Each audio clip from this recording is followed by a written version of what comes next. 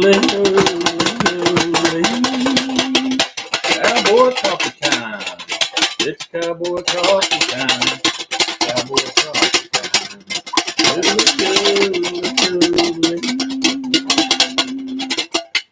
Good morning, everybody.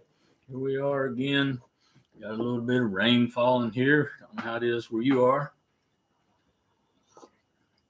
But we got the coffee going, the beans are bubbling, the coffee's a boiling, and life is good. Hope you guys have a sunny day where you're at. If not, well, the liquid rain is good too. Liquid sunshine. It all helps us getting the land ready for planting the spring gardens.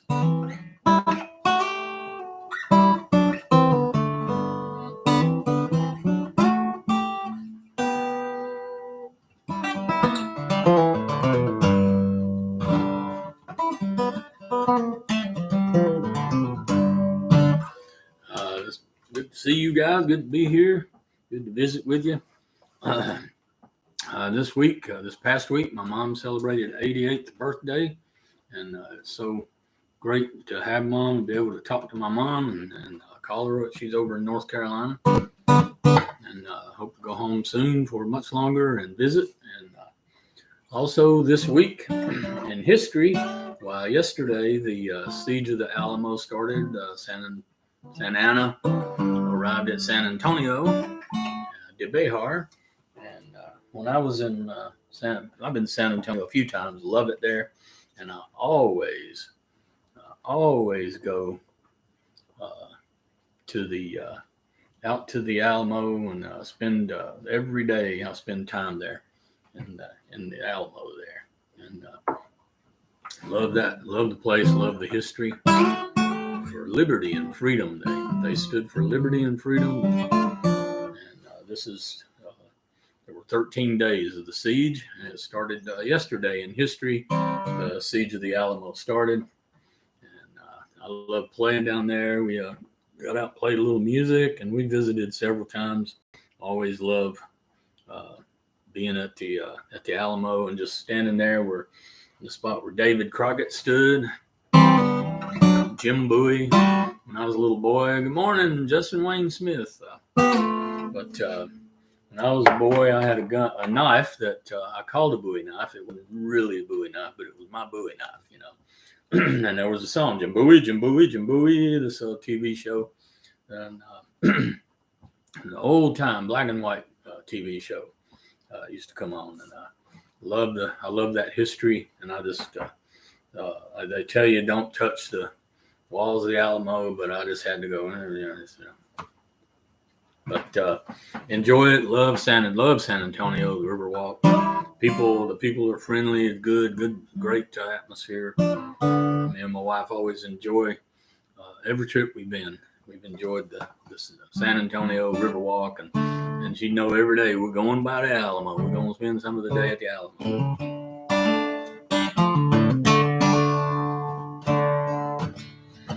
We're Southern, you know. We're Southern Texas, Southern. I have family. I've always said I ain't a working cowboy. I'm not a ranch cowboy. And now I did grow up changing pasture on cattle, but I did it with a staff more like my Scottish ancestors, with a big old stick I carried for snakes and would walk them over and move the cattle. But I've always said the mud in North Carolina was just as muddy as Texas. And I can say that because I got Texas family. They moved down there in 1856 and settled from the Blue Ridge Mountains, and it's called Blue Ridge, Texas. They named it after where we came from. And the Aldermans are still there today. There's still a family there. It's east of Dallas, called Blue Ridge, Texas. So I can say that, but anyhow, I had a dog that used to wear out Mr. Stanley, J.G. Stanley's cattle. Champ. I named him after Gene Autry's horse, Champ. And Champ was a good dog. He lived to be about, good gracious, 17 or 18 years old. I mean, my little baby brother was 16 years younger than me. And years later, when I was out in music, running with different bands and playing, doing my thing, my little brother had the dog. I went home. I had 2 children then. Went home, and that dog still knew who I was when I got out of the car, you know. But Blue Ridge, Texas, Justin. They all went down in a wagon train from Southwest Virginia and North Carolina border where I'm from. Mayberry is my hometown, and Mount Airy, the home of Andy Griffith. But we're right on. You can about throw a rock into Virginia from my mama's house. You can't. We can shoot a bullet in there anyway, for sure. It's just a few miles right up from her house is Virginia. We're right on the border, and they went in a wagon train in 1856 to Texas. Some of the family. And a bunch of them died from malaria when they got there, but they did survive. And then they named the town after where they were from, the Blue Ridge Mountains. But I was thinking about a song that Waylon had that he liked mine, and him and Hank Jr. both got it at the same time, and they each found out the other one had it and went in the studio, and neither one of them did it. But Hank said he'd do it one day. Now Hank just sometime. I did have a single on Hank. God bless him. I love Hank Jr. But he's always good to me. I met him with this song I'm going to do in 1983 at the studio. First time that I met him as a writer. Now, as a kid, as a teenager, I did some DJ work, and I met him at the Coliseum in Winston-Salem, North Carolina one night. Dolly Parton and Porter were there. I was in probably the 11th grade, or I was a senior in high school, one or the other. That summer, I worked in a radio station, probably in 11th grade, and for WSYD radio from Mayberry. And I had the little tape recorder, and I called myself the Drifter on the radio. And I recorded, Morning, Mr. Randall. Sid Randall, Ghost Rider Radio in England, has joined us. You guys check his show out, Sid Randall. Just Google that Ghost Rider Radio. He's on Tradzook Radio link, and you can listen to the show. Anyhow, I met Hank Jr. when I was I guess I was 17 and working as a DJ. It was a short-lived DJ career because the manager wouldn't let me play what I want to play. They wanted me to play the list. I don't want to play no list. But it was a short-lived little career that summer. But I had fun. It was a lot of fun. But Hank Jr. did a thing, a little tape for me, backstage. He said, "Oh, this is Bo Cephas, Hank Jr., and you're listening to The Drifter on WSYD Radio, Mount Airy, North Carolina." And Porter and Dolly did it. And Dolly was short. I was standing there like, she was really short. If it hadn't been for her hair stacked up, she wouldn't have been tall as my head, But and she had heels on. But anyhow, great night. Enjoyed that. So I had met Hank that night, and I met Don Helms. And back then he had the Drifting Cowboys. Some of them were playing in a band. They called them the Cheating Hearts, and they went with Hank Jr. on the road. This would be 1969 or 69. So anyway, they did those little tapes for me, and Don Helms told me Hank Williams stories. I was sitting backstage. Great night, but I had this song. Years later, Hank would pick this song up, said he's going to do it. Hank, you ain't done it yet. Let's do it. Do it. Game Rose Gate in a Buffalo Herd. So anyhow, Hank said he'll do this song one day. Well, Waylon got a hold of the song. He had it on hold. They both had it. They both found out the other one had it, and neither one of them did it. They didn't want to step on the other, and I said, well, one of them should have done it. But it was called Blues the Southern Way. And the way Waylon got it now, Hank, everybody he knew gave it to him. His managers, PR, his label, his AR. But the way Waylon heard the song, and he wanted to do it, but Tommy Jennings came by Loretta Lynn's office where I was writing. And Tommy said, I played him the song. I said, man, I got one way more I might like. So he listened to this, and Tommy said, I'm going down to Hoss's house right now. He said, I'm going down there this afternoon, and I'm going to go down. It was in Brentwood, Tennessee down there. And he said, he left Music Row with that song. And he's going to play it for his brother, So turned out somewhere between Music Row and Waymore's house, Tommy got the big idea that him and his brother ought to do a duet on it. And so the next Wednesday, I had an appointment at MCA Records where Jimmy Bowen was doing the album on Hank. Waylon. And as I went in to see him, he said, I love this song. He said, I was going to play this for him when he comes in. But Tommy done took it down there and said it could be a duet, and Waylon ain't going to do a duet. So But Waylon was also into the Civil War reenactments like me. And I went through the studio when he was cutting one of his albums there in Soundstage. It was right behind our Loretta Lynn's office on Music Row. And I had on a great coat from the Civil War that I used reenacting battles. And he was like, hey, you know. But yeah, he was that happened, but it was how it opened him too, also listening to my music after that. So it worked, but it was called Blues the Southern Way.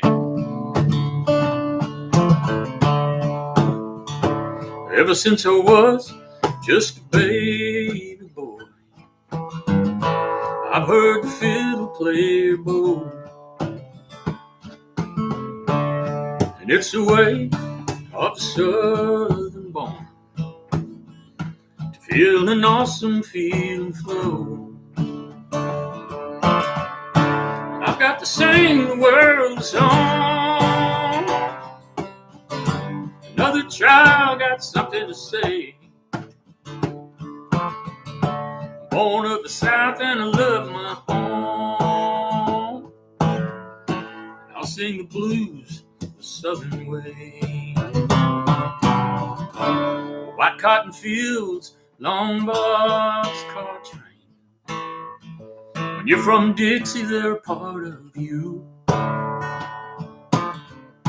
Confederate ghost, touch your deepest dreams. Like midnight rains that pass on through. I've got to sing the world a song. Another child got something to say. I'm born of the South and I love my home. I'll sing the blues the Southern way. I'm born of the South and I love my home. I'll sing the blues the Southern way.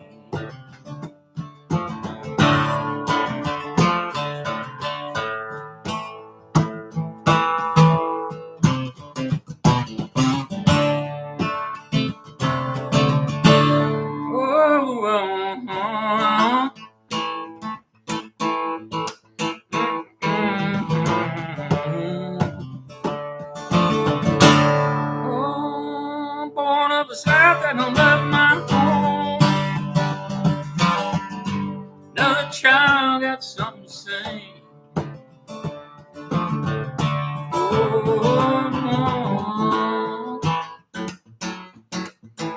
Born of the South and I love my home. And I'll sing the blues the Southern way. I got to ad-libbing a little with it, but I always had fun with that. We'd do it live while we'd roll into a whole long thing of just playing, you know, when it's one of them fields you can just play on. And everybody take a turn riding on it. Reminds me one night I was playing for Confederate Railroad, and Danny called me on Tuesday night and said, we're leaving Thursday night, and the guitar player's sick. And a problem there in Atlanta, we'll just say.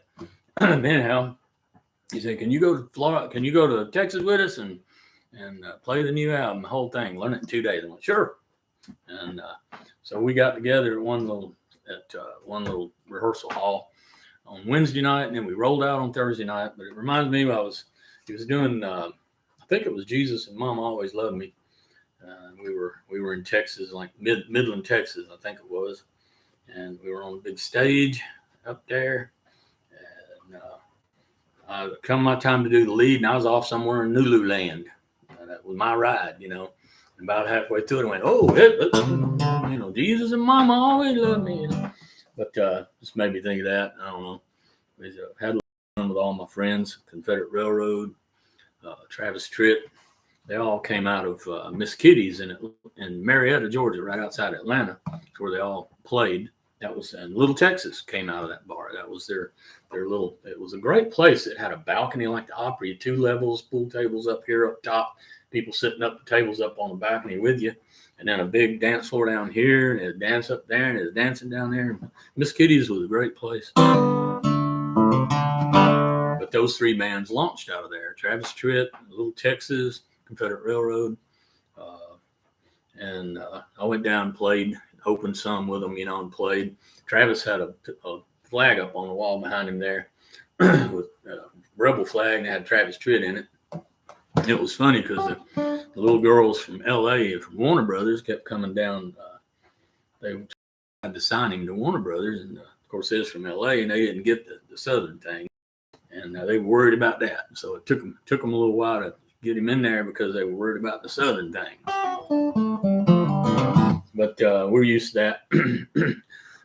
Anyhow, give me a little more coffee. Hope you guys are doing good. Farnell Cole, welcome in. Kenny Badgett, one of my best friends ever when growing up was Lonnie Badgett. And we went to Surrey Central High School in Dobson by Maybury there, by Mount Airy.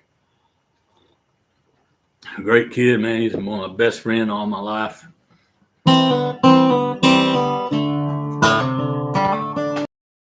Okay, Justin. Well, just again, contact me on here or something. I'll get you a copy to it. I'd love to have you sing it, man. I'm telling you what, I'm going through fishing withdrawal right now. I'm telling you. The other day, I wish I'd have got out. My neighbor went out and had these pictures that made me crazy of bass. He'd gone up, of course, where they dropped the bottom out of the lake over here, the Corps of Engineers. But he went up in the boat back in the creek somewhere. He got some good ones. But anyhow, had another song that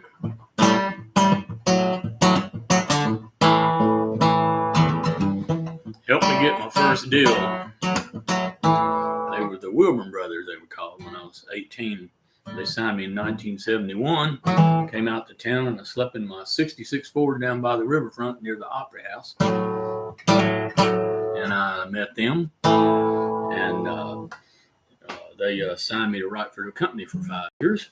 And I thought, oh man, I'm going to be a star, have big hits. You don't know how long the thing's going to be, Miss Loretta wrote for them then. They had discovered Loretta Lynn, the Wilburn Brothers. It's called Surefire Music. But I came in with a song. Of course, this was during the Christopherson years. Riding on the southbound plane to Miami, FLA. Stored as pours my coffee and I'm trying something cool to say. The short dress she's wearing catches my eye as she leaves. The little old lady across the aisle winks a silly grin at me. 'Cause we're just hookers and hopefuls and Christians and liars, busted down, never can be free. Are we just hookers and hopefuls and Christians and liars, never really knowing what to be? You can read it in your papers every morning of your life. Divorce rate, crime, recession, and everybody's rights. People are all worried about some things. All I ever got to say, I keep telling myself there's gotta be a better way than being hookers and hopefuls and Christians and liars, busted down and never can be free. Are we just hookers and hopefuls and Christians and liars, never really knowing what to be? Are we just hookers and hopefuls and Christians and liars, busted down and never can be free? Are we just hookers and hopefuls and Christians and liars, never really knowing what to be?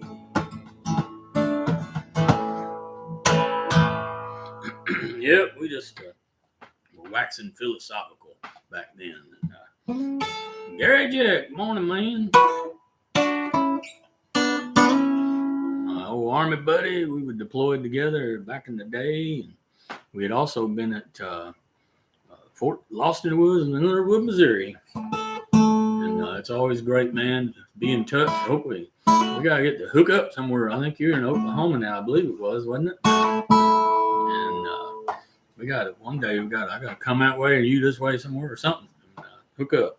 Nothing like our old Army buddies, I tell you, and friends in the military. I ended up staying in until 1980.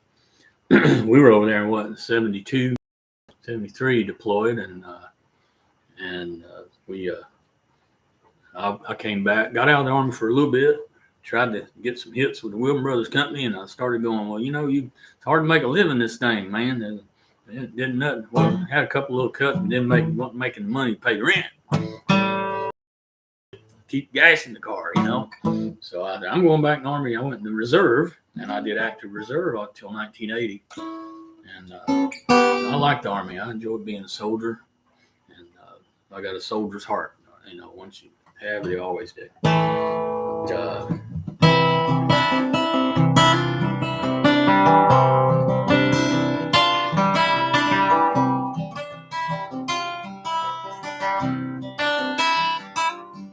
Here's another song I wrote when I was getting started in this thing, called Mama and Papa. Papa went down to the liquor store. Mama went down to the Goodwill store. I went down to the riverbank to cry, to wonder why. Just a boy of 10, Mama and Papa.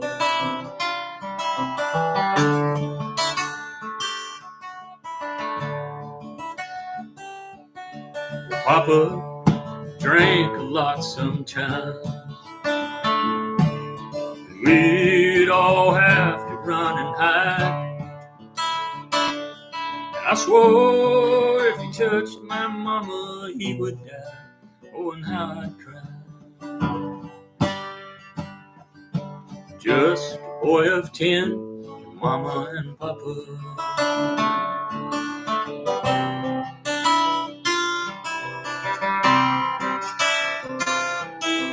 I remember the day my daddy died.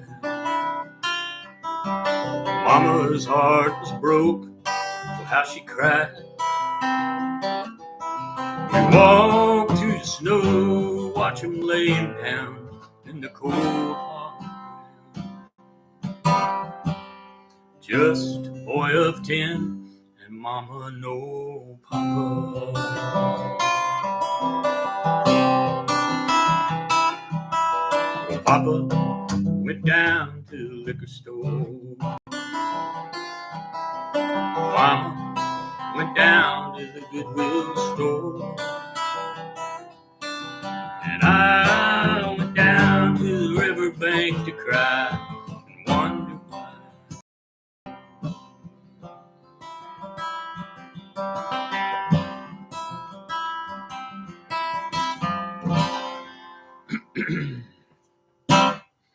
Oh, yeah, one time I played it for Jerry Kennedy. He produced little folks like Reuben McIntyre, Tom T. Hall, Roger Miller. But he also produced the two biggest hits I ever had, Americano Mo Bandy, Real Good Feel Good Song, Mel McDaniel.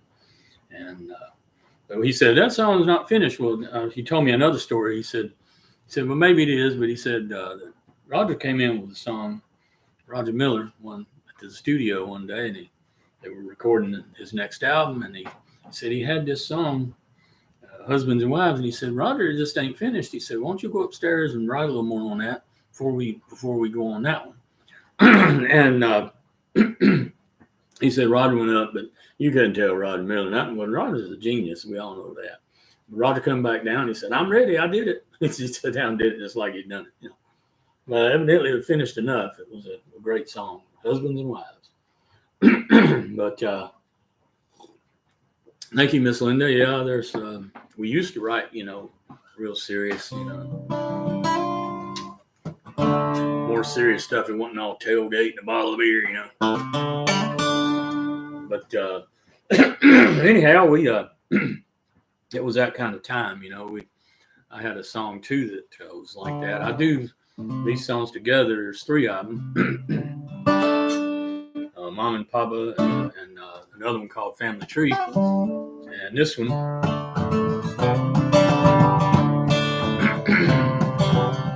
I call them the trilogy of the tragedy, like the Grapes of Wrath, my little Grapes of Wrath trilogy when I do them on at a Writer's Night, Bluebird or somewhere.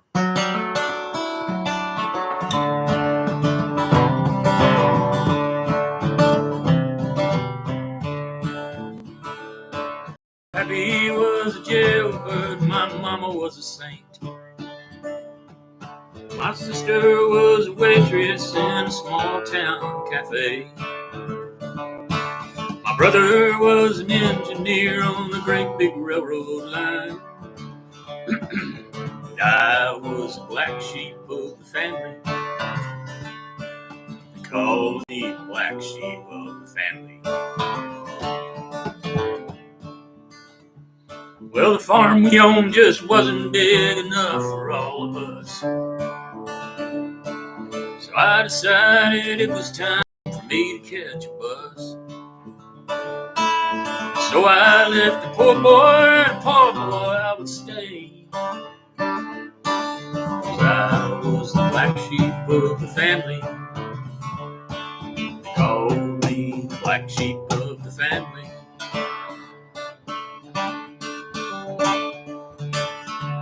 Well, I went as far as I could go on the money that I had. I ended up some far off town feeling kind of bad. Nobody there knew my name, but don't guess nobody cared. 'Cause I was a black sheep of the family. They called me the black sheep of the family. My pappy was a jailbird, like father, like son. When I'm not in some jailhouse, I'm always on the run. Guess it's just proving what they all used to say. They called me the black sheep of the family. Yeah, I was the black sheep of the family.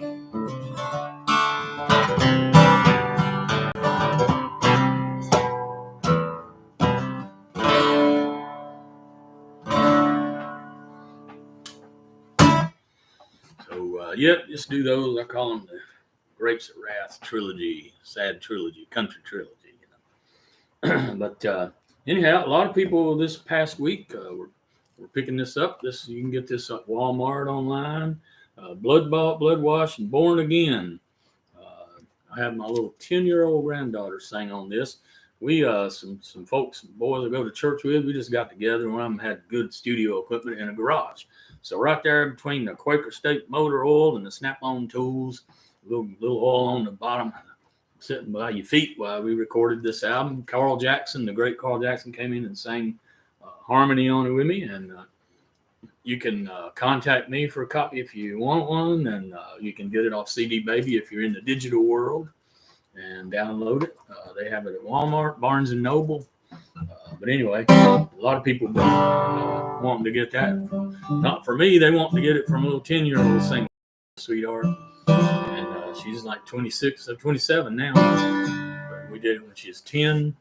And she walked in, never been in the studio before, went up one hand, one take, done. And thank you, Linda. She's enjoying that song. Like I said, we used to write real, I always say those songs come from my Irish blood and the Scots, and my family, Scots, Irish people. You can. But anyhow, like I said, that CD is available. Get it with me if you'd like to have a copy of that. Also, they have a couple of my books on Walmart that are available on Walmart online. In the Blue Mountain series, I have 6 books out on the Blue Mountain series, Blue Mountain, the Dan book series, and this is the 6th book here called Bear. It's a time traveling bear, and it tells it from his side of the story. And then it's got Native Americans, and people, my ancestors up in the Blue Ridge Mountains in it. All those books were inspired by stories that my great-grandparents told me. I was fortunate to know 3 of my great-grandparents. They lived in their 90s and 100s. Papa Kirtland, we called him. My grandmother on my mama's side, her daddy. I used to go play my guitar and sing one of these songs here I'd written already. Mama and Papa, and I'd sing that stuff for him and hang out with him. And he lived to be 106. He was born the year Custer was killed at Little Bighorn, and he didn't die until 1982. But that long living gene over there in the mountains.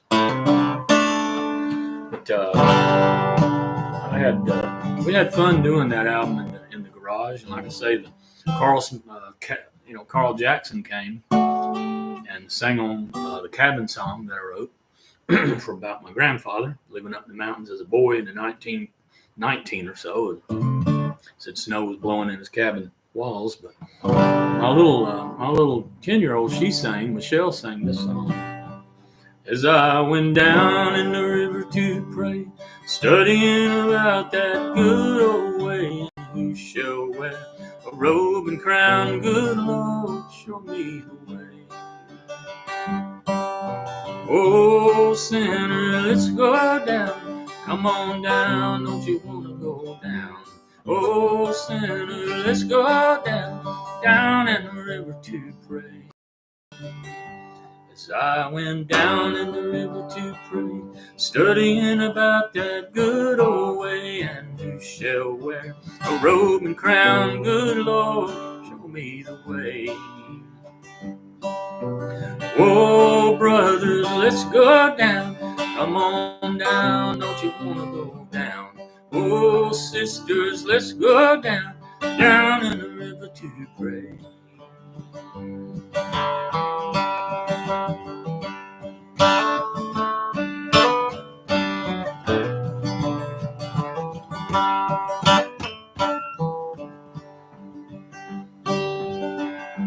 As I went down in the river to pray, studying about that good old way, and who shall wear a robe and crown, good Lord, show me the way. Oh, fathers, let's go down, let's go down, let's go down. Oh, fathers, let's go down in the river to pray. As I went down in the river to pray, studying about that good old way, and who shall wear a robe and crown, good Lord, show me the way.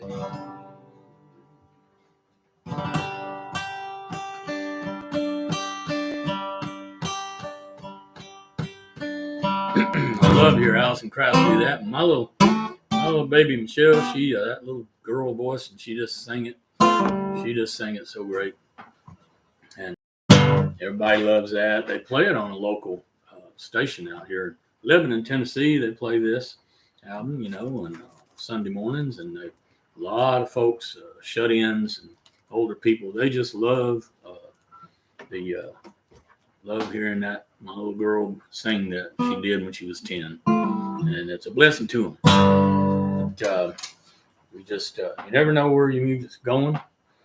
We've been having some of these songs streamed in Kuwait, China. So that's some of my first streams in China not long ago. Singapore, Taiwan.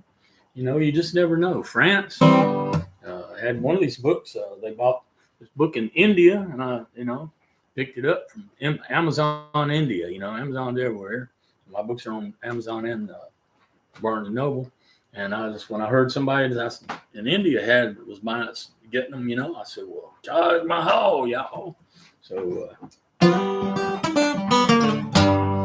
but we just appreciate it. It's a great thing where your music goes. I got a good friend on here, Masahiro Ishikawa in Japan. I can't see everybody it's on. He comes on. It's midnight. It's about 12:36 a.m. there. And he'll come on. Sometimes he watches later.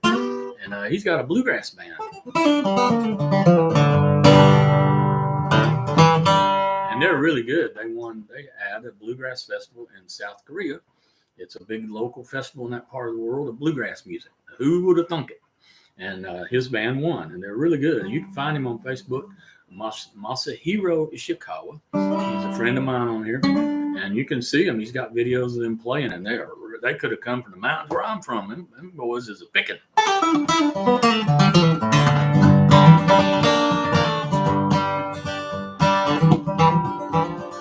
Well, I ain't gonna work on the railroad. Ain't gonna work down on the farm. Gonna lay around this shack till the mail train comes back. I'll be rolling my sweet baby's arms. Yeah, rolling my sweet baby's arms. Rolling my sweet baby's arms. Gonna lay around this shack till the mail train comes back. And I'm rolling my sweet baby's arms.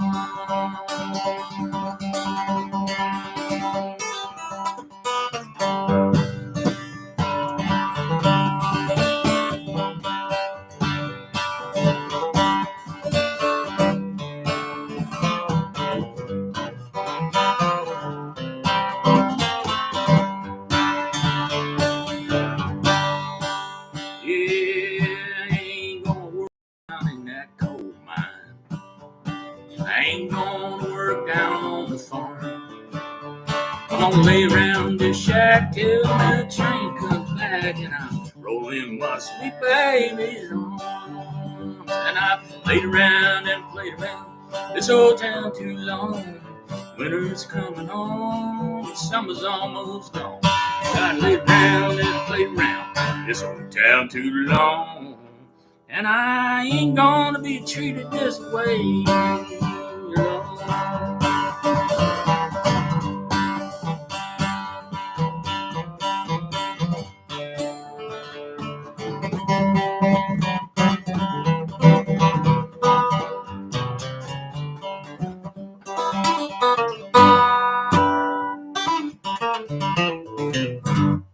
It's there somewhere. That's what I always say when you're picking.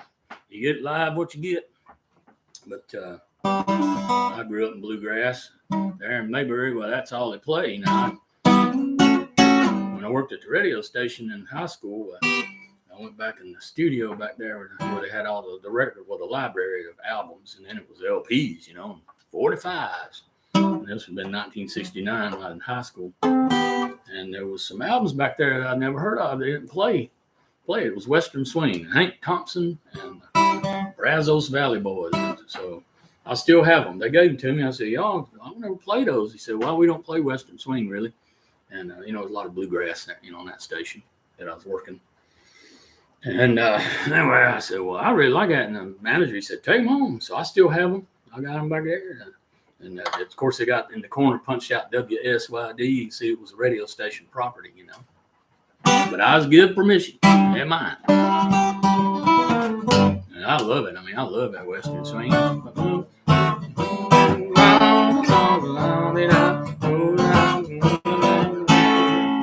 there's an old redneck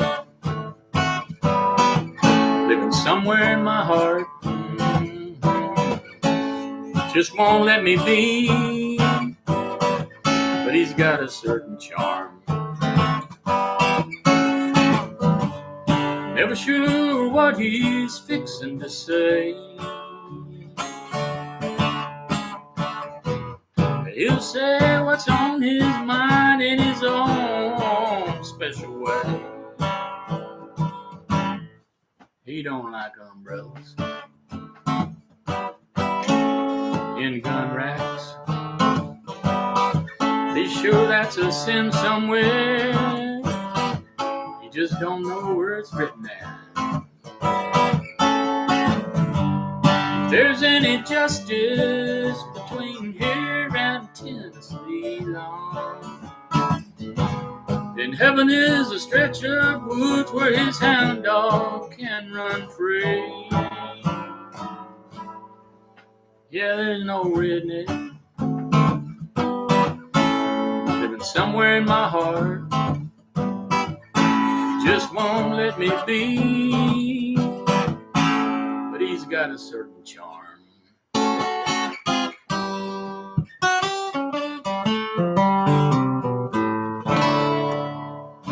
I had fun with that one. Just wrote it down one day, doing a little Western swing feel to it, and love that. I love that music. Bob Wills and the Texas Playboys. I think Sid Randell's going to play one of those. He lets you get requests over in England on his Ghostwriter radio show. Be on a little over an hour from now.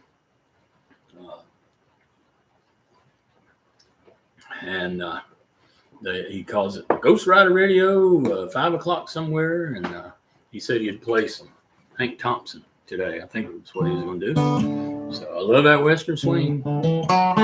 No, I'm sorry. I asked him for Bob Wills and the Texas Playboys. He said he'd go and put that on there today. San Antonio Rose. Deep within my heart lies a melody. And my wife was born in San Antonio, and I call her my Yellow Rose of Texas, and my San Antonio Rose. You know.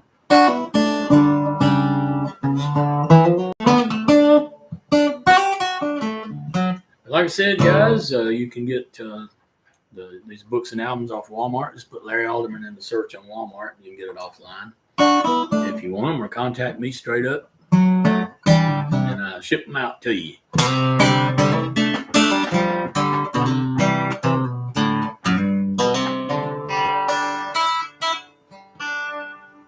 So we did this the album here. Now this album we did, and like I said, in a garage, and it was with Boyd Deering. He played with Vassar Clements, and any of you who know the immense talent on fiddle, that it was a violin to fiddle. He was jazz on the fiddle. You know, he was a genius.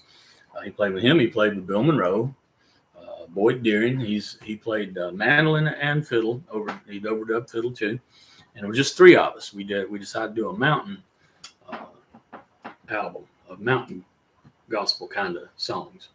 And so Boyd he played fiddle and mandolin, and I was on this guitar, this box right here. And then we had a guy on a Hound Dog stand-up acoustic bass, and Steve Williams. So just 3 of us. And then my little granddaughter sang the one song when she was 10 years old on it, and I accompanied her with with one guitar here. And we had really a lot of fun with that. Morning, Miss Linda Freeman in Panama City. Oh, we love it there. We come down, and we stayed there for many, many years. It's the closest way from Nashville to get to the ocean, you know. And as I got lazy now, we found out you can get there, on the plane in 54 minutes instead of 8 hours in the car. So we save up flight points, airtime points, and we go to Panama City quite regularly, and love it there. Love it. I love how Florida was wide open.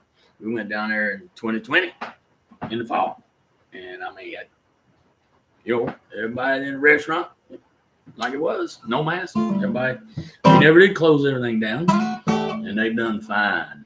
So it was a real hoot. They had live music going, a lot of Jimmy Buffett, Kenny Chesney. Speaking of Kenny Chesney, I was thinking about this morning. You know, he's an East Tennessee boy. He liked my song Americana a lot. Of course, he's a Tennessee boy, and he loved Americana on my bandy. And I'd see him right off Music Road at West End Golf. It was a golf. I think BP bought it later.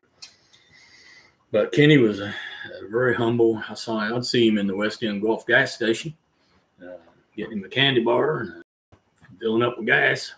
And it was just right off Music Road. And we'd done demos, and stuff. And he had become a star when I saw him in there that one day. But he was just still Kenny, and hey man, how you doing? We all knew each other around the road. It's like a small town, and he'd sing demos around there for us in the studios, and he was very humble. I always like that about Kenny. He really is. And he would say, he said one day they did an interview, and Kenny said, he said, well, I'm not the greatest singer in the world. He said, but I have this thing I do. And he said, I've been very fortunate that people love what I do. And he's very humble about it. And of course, like people like that, And I mean, most country people I met are like that anyway, all of them. And but he would get down there. We had this black guy named Caleb. He was such a great mechanic. And Caleb, they started charging too much when BP bought the station. Caleb would come to my driveway. He said, man, I'll come out to your house, fix this. I'll charge you a lot less than that bunch is going to do. And I mean, just the greatest guy. Caleb's a great guy. But he was friends with Kenny too, And Caleb just salt of the earth, great guy. And you appreciate people like that, And we would do things, I'd pick a guitar while he'd work on the car. I'd pull the guitar out over there. And I used to work on cars, years ago when you could work on them, and they were simple, stick an alternator on, just pull it off there and throw it on. Kind of like Alan Jackson when Alan came to town. It was wintertime, and I knew Sherry Ratu was doing his PR. He wasn't a star yet. Nobody knew him. And we'd see him at the Bluebird and everywhere, playing Riders Nights. And me and Brian Smith, from England, he was here then, and we were playing in a little band together on weekends at Broncos. The club was called Broncos. And we'd see them, and Alan being there with his wife, they'd dance in front of us. And Garth Brooks and his first wife, Sandy, would be right in front of us dancing. But Alan took his, speaking of doing mechanic work, Alan broke down his motor in the living room of his apartment. The landlord wasn't real happy. Of course, he put down plastic stuff. He's a country boy. It was real freezing outside. He pulled that motor out. Him and his buddies got that thing in the house, put it on the floor, and worked on it. But I've wondered. I guess Alan probably gave whoever the landlord was at that apartment. I bet he gave him all kinds of albums later to make up for it. But I don't know. We were wide open then. It was a great time on Music Row. I'm glad I was part of it. And I'm sure it's wonderful. It's wonderful now. There's still great music. We came through at a great time. My friends in the Pirates of the Mississippi. If you guys don't remember Pirates of Mississippi, go look them up. They did some great songs. They were good boys, good people. And we wrote songs together. They did, redneck rock and roll. Of course, when we say redneck, we mean country boy. We don't mean some kind of idiot, We mean country boy, just a good old country boy, decent, raised right by his mom and daddy. But Randy Travis was another one that came in then, on the road then. I saw Randy. We were sitting in the weight room together at Warner Brothers. This would have been 1980, 80, 81, 82, right in there. I mean, the year he came. He was washing dishes out at a restaurant over there near Opry Mills now, area. But he was a dishwasher, and he'd come out and sing on stage there at the Palace, Nashville Palace, call it. It's still there. I played in there too. Mel McDaniels played there. Travis Tritt, everybody.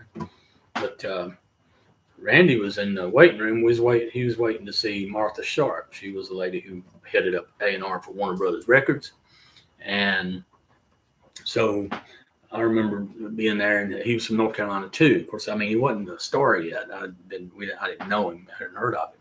But we were sitting there and we was talking.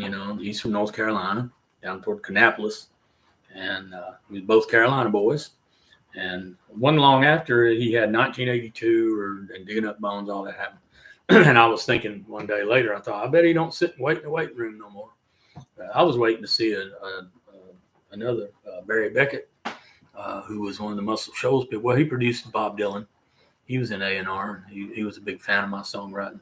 And wonderful guy, such a nice man, and a great piano player. He played on Bob Dylan's records, produced Bob and Muscle Shoals Outbound.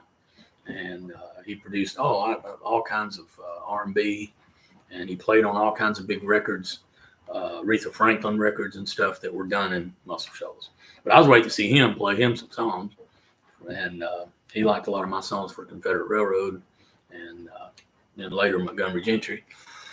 But anyway, yeah, Patricia Thornton, good morning, Miss Pat, Sister Pat. She's from Mississippi, and we know lots of redneck. Yes, ma'am. Well, I had one, but what it meant was I got that red on the back of my neck from been over the back of field all day, and that's what it meant. But we don't mean some kind of idiot that goes out and does ugly things to nobody. That ain't what we mean when we say that word. So I was playing in Douglas Corner one night down by Music Row, and it was a great place to play. The mayor of Nashville killed it during COVID. Let's just say, put it out of business, shutting everything down. Let's say what it is. That's what it is. But anyhow, it was a wonderful place to play, and the guy that ran that place was from Mississippi, and he had a Mississippi flag over there. It was a little restaurant bar and a songwriter night place, and everybody loved Douglas Corner. I cut my teeth in there. That's where I like to play. It was like a down home place, and it was a great place. But anyhow, I was up on stage playing. Well, we would put up a Native American flag behind me and a Confederate flag and stuff. Well, that was down on 8th Avenue, and I didn't know you could see that flag from outside through the window. It was covered inside, but this big old black man, and I didn't see him. He came in around. You got the lights in your face. I just noticed everybody in the front got all suddenly like I thought, what I do?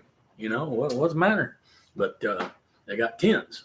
Well, then he steps up in front of the stage. I'm playing, and I'm doing a song called Redneck White Boy with the Blues. Hank Jr. like that. He took it, kept it a while. He ain't never done it yet. Hank, hey, come on. But anyway, when he heard what the song was about, I'm a country boy and a redneck white boy with the blues. Hear the whippoorwill never sings, and the sirens wail all night. I'm just a redneck white boy with the blues. When I did that, he went, yeah, when he heard what we were singing about, And Miss Willie, she's a black girl, an African-American girl that worked at MCA Records. One of my biggest fans. She'd be sitting right out there, and I think he went over and sat with her, and she loved me, and she loved my music. And one day I gave Brian Smith a little cap that said Dixie Forever and had a little flag on it. He walked into MCA where she worked that day, and he said, she went, where'd you get that? And he said, Larry Allman. She went, oh, okay. And it was just fine. She was a sweetheart. I was playing the old cannery. It was a great place to play in Nashville, called the Cannery, one night. And she was sitting out there like usual. And she was, I love Miss Willie. But anyway, after a little bit, I turned and Miss Willie Mayo, yep. And Miss Willie was gone. And I thought, oh, if somebody's done anything to offend her or nothing, I will get them. Because I love her to death. And she was so the next day I went straight to MCA Records that morning. And I went in, I said, Miss Willie, I said, where'd you go last night? She said, oh, it's the last, Metro bus. That girl was riding a bus. I wouldn't ride a bus to see me nowhere. I wouldn't ride 5 miles to see me on a bus. But, oh, my goodness. She's just a sweetheart and a darling and a big supporter for me at MCA Records. And she's just a darling. She went to work for the lady, big famous coach lady of the Tennessee girls, the women, Tennessee basketball that were so hot, the 80s, 90s, hot. I mean, winning games. I'm saying, and she was a big, famous coach. I don't follow basketball much. I'm more into NASCAR, but anyway, I went to work for them after that. And I'm trying to find her. I sent a message to some people. I'd love to say howdy to her. She's just a darling, a sweetheart.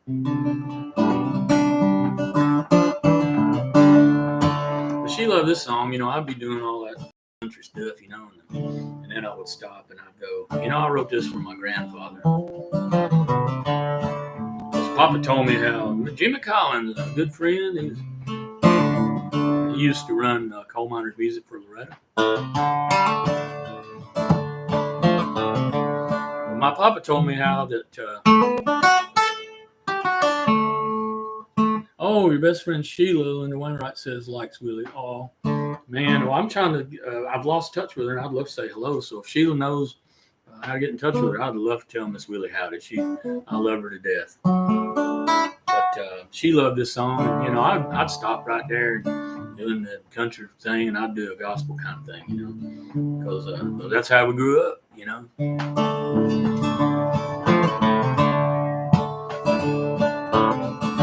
I was walking early this morning up the path to our little cabin home. And I was thinking, the years have passed, dear. Time has passed on our old mountain home. I won't need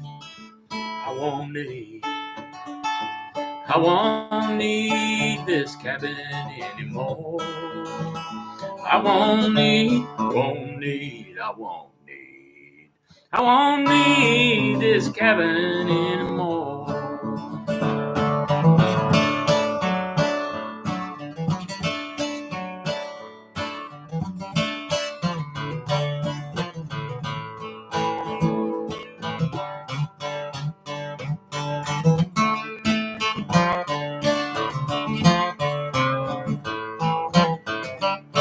Oh yeah, looking out my cabin window, Smoky Valley stretched out below. And when the angels come and take me, I'm going higher than this mountain when I go. I won't need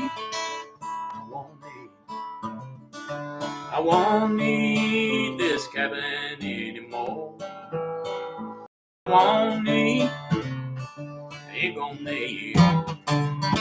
I won't need this cabin anymore.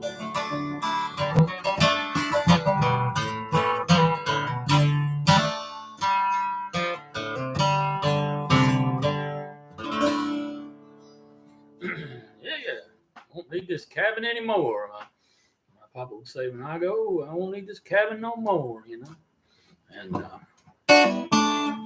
he was a great man. I tell you, it was great times, great place. And I know Miss Pat, she's from Mississippi. Well, I got friends in Corinth, and of course Carl Jackson is from, where the what's the college? The town where the college is at, Ole Miss.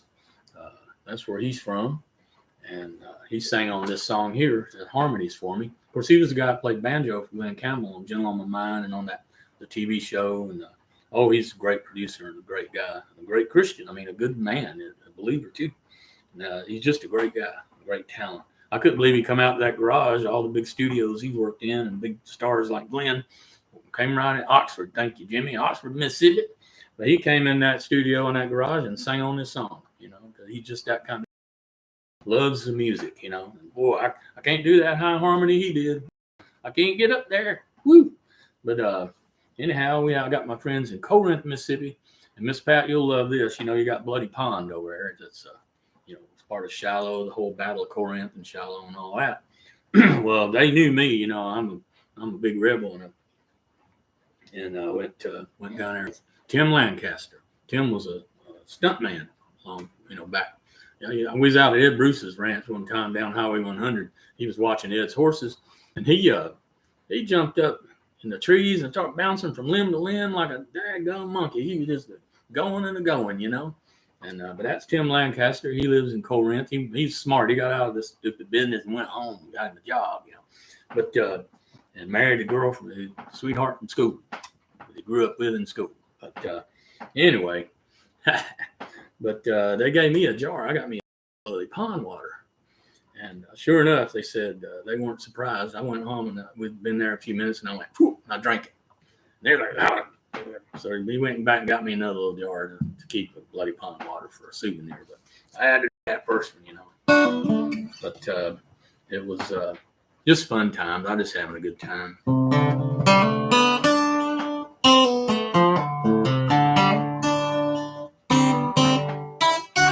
Well, the clock on the wall says it's about time to get our shoes and go back to the wagon.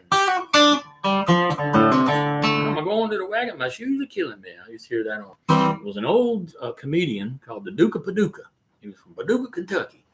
And when I was a little boy, he was on the Opry, and then he was there the night that I got those tapes done by Dolly and Porter and Hank Jr. in Winston-Salem, North Carolina, when I was in high school as a DJ. And he come in, the Duke of Paducah was there, and I got to meet him.